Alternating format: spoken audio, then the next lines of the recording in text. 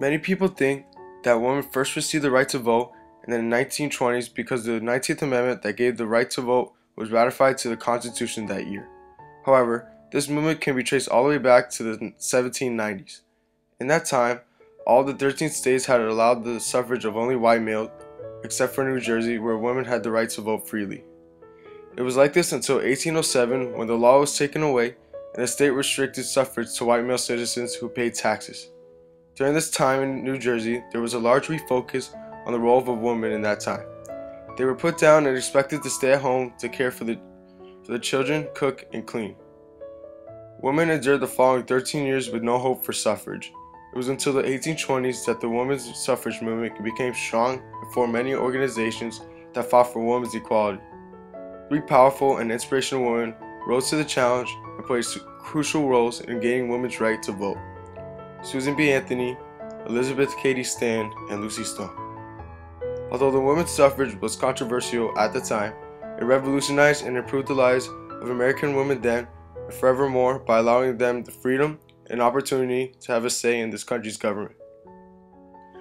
Elizabeth Cady Stanton was a social activist, abolitionist, and a leading force in the women's movement. She was the co-founder of the National Women's Association and organized then First Women's Right Convention, held in 1848 in Seneca Falls. At the convention, she represented the Declaration of Sentiments. The Declaration of Sentiments was based on the Declaration of Independence. This document included the demanding of the right to vote for women.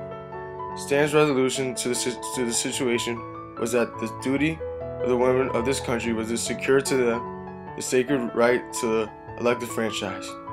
From that point on, this quote became the focus of the organization for the next few years to come. The Seneca Falls Convention was the only beginning of Elizabeth's accomplishments.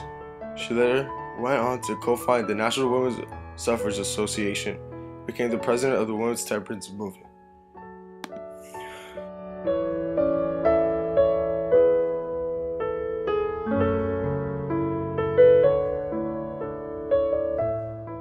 Susan B. Anthony, a business partner and friend to Elizabeth, was also a major figure that served as an activist and public speaker throughout the women's suffrage movement. In 1851, both revolutionary leaders met for the first time. They teamed up in 1868 and started the Revolution, a women's rights paper, to give them a place to voice their opinions. Stanton and Anthony wrote harsh criticisms of the Republican Party and urged for women's suffrage. Their time and effort was starting to pay off. Due to the attention they brought to the subject, various organizations formed and raised more awareness and controversy to the situation. The suffrage campaign faced its first success in 1868, when the territory of Wyoming gave women the vote. But short after, in 1878, an amendment concerning women's suffrage was introduced to the Congress and overwhelmingly defeated.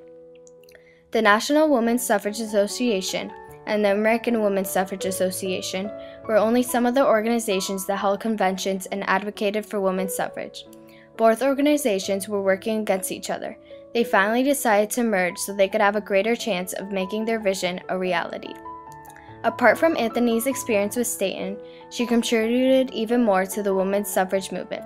She traveled all over the U.S. to lecture for the voting of women. She became part of countless associations during her time in the women's suffrage movement.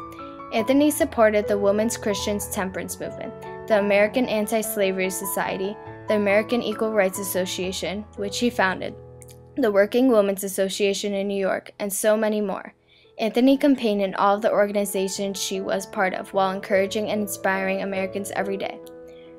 Her journey involved many conventions she attended where she debated her heart out to support the rights of all women.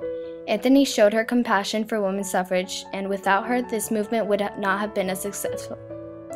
While Susan B. Anthony was an extremely influential person, we have Lucy Stone to thank for her. As well as speaking about the evils of slavery, Stone was also advocated women's suffrage and was responsible for recruiting Susan B. Anthony and many others to the movement. Lucy Stone was an active abolitionist who helped organize activities to get women the right to vote and help initiate the first convention in Seneca Falls. In 1869, Lucy Stone, along with two other women, Julia Ward Howe and Josephine Ruffin, formed the American Women's Suffrage Association in Boston. The organization's sole purpose was to obtain the women the right to vote. and soon after, in 1890, she combined her organization with Stanton and Anthony's group under the name National American Women's Suffrage Association. Over the next 20 years, Stone edited the Women's Journal, a feminine weekly magazine, and wrote a large number of women's suffrage leaflets. Lucy's last words to her daughters were, "Make the world better."